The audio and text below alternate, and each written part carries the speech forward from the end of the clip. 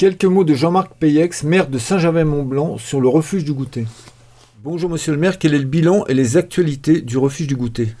Le refuge du Goûter, déjà il faut que tout le monde sache que ce nouveau refuge du Goûter n'a jamais fonctionné.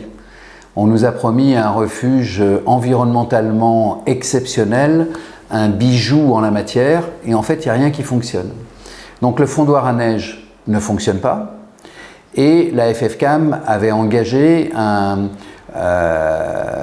dossier contentieux d'assurance dans le cadre de l'assurance dommage-ouvrage, et ce dossier a abouti et ils ont eu une indemnité pour le refaire.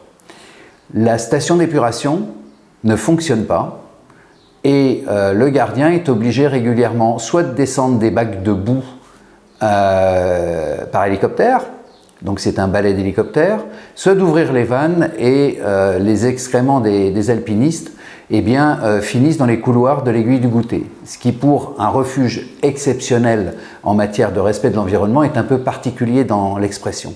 Les panneaux solaires ne sont pas suffisants pour produire de l'énergie, donc on se retrouve avec l'obligation de faire fonctionner un groupe électrogène et de consommer entre 5 et 8 000 litres de fioul en quelques mois. Là encore, il n'y a rien d'exceptionnel. Alors qu'est-ce qui se passe cette année ? Eh bien, la FFCAM, qui devait faire les travaux du fondoir l'automne 2023, il y a plus de 6 mois, ne les a pas faits et a décidé unilatéralement, sans consulter la commune de Saint-Gervais, de faire ces travaux à partir de mi-septembre.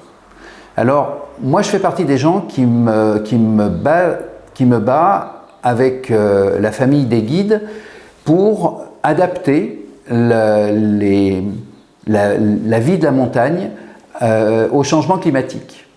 Donc c'est vrai qu'aujourd'hui on sait qu'au cœur de l'été c'est compliqué de faire des ascensions et on milite aussi bien auprès de la compagnie du tramway du Mont-Blanc que de la FFCAM pour que les ailes de saison, c'est-à-dire l'avant-saison et l'après-saison, soient plus larges possible, de manière à compenser ce qu'on fera peut-être pas au cœur de l'été.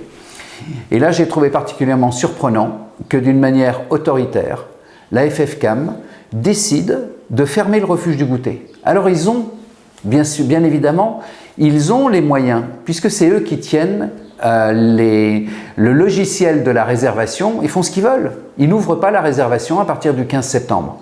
Donc moi, j'ai décidé de leur interdire de faire les travaux avant le 30 septembre, parce que j'estime quand même que c'est le minimum qu'on puisse permettre aux guides de faire leur travail jusqu'à fin septembre. Au lieu de venir m'en parler, ils ont attaqué la décision que j'ai prise et ils ont gagné au tribunal administratif qui, avec un nouveau juge, a considéré qu'il ne comprenait pas pourquoi on s'opposait à ce que des travaux se fassent. Mais on ne fait pas des travaux en plein cœur de ville, on fait des travaux à 3800 mètres et en fait, on n'empêchera pas les alpinistes, ceux qui ont décidé de quand même faire le Mont Blanc à partir du 15 septembre, de monter faire le Mont Blanc. Qu'est-ce qu'ils auront ? Ils n'auront que le refuge de Tétrousse, le camp de base de Tétrousse, qui lui sera quasiment démonté. Et puis ils retrouveront au refuge du Goûter le refuge d'hiver, c'est-à-dire 20-25 places, et c'est tout. Donc qu'est-ce qui va se passer ? Eh bien, moi je redoute le pire. Et quand on est un élu, on doit prévoir et on doit garantir le maximum possible la sécurité des gens.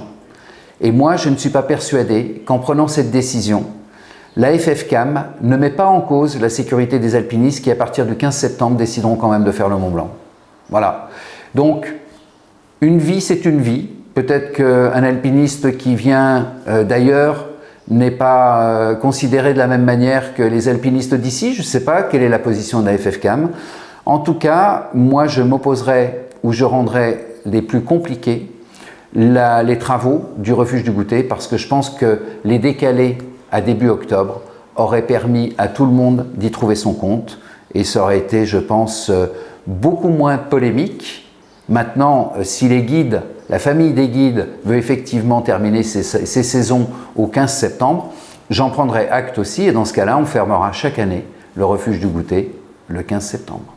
Est-ce que la commune de Saint-Gervais peut reprendre la gestion du refuge du Goûter ?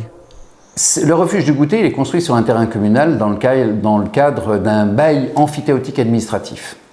C'est-à-dire qu'aujourd'hui, la commune de Saint-Gervais a délégué à la FFCAM la protection des alpinistes. Pas la fonction hôtelière ou de restaurant. Nous, un refuge, il est fait pour protéger les gens qui font de l'alpinisme et de la montagne. Donc aujourd'hui, il y a un bail et des conditions qui sont toutes les conditions d'un bail amphithéotique administratif, c'est-à-dire que le propriétaire, en l'occurrence la commune de Saint-Gervais, peut résilier le bail pour un motif d'intérêt général. Si effectivement la FFCAM persiste à gérer comme elle l'entend et comme on gère un hôtel, le refuge du goûter, eh bien oui, on sera probablement amené à réfléchir, à résilier le bail pour motif d'intérêt général. Et qu'on se rassure, les conditions de la fin du bail, les conditions économiques et les indemnités, elles sont très précises et elles sont fixées par le bail. Et la commune de Saint-Gervais et peut-être d'autres acteurs qui seront amenés à être autour de la table pour l'avenir, eh bien, paiera ce qu'elle doit payer pour défendre la notion de refuge, c'est-à-dire protéger les alpinistes et protéger les guides qui les accompagnent.